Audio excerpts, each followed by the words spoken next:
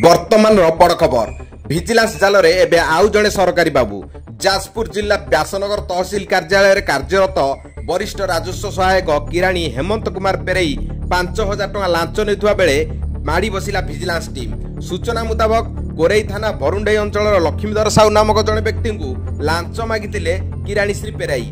व्यक्तिगत जमीर सीमा निर्धारण पर बारंबार तहसिल कार्यालय को दौड़ी दौड़ी नयंत होइतिले। तेबे कार्य कराई देबाकू कही किराणी श्री पेराई लक्ष्मीधर को 25,000 टका लांच मागितिले। एते टंका देई परिबे नाही बोली जेते काकुति मिनती करथिले ही संपृक्त किराणी किछि सुनी नथिले। शेषरे सबु प्रकार निराश होई भिजिलांस रो द्वारस्थ होइतिले लक्ष्मीधर।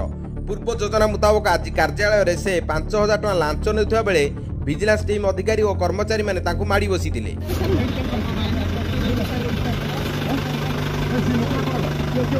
कोरेईरु पद्मलोचन नायक रिपोर्ट स्वराज्य खबर।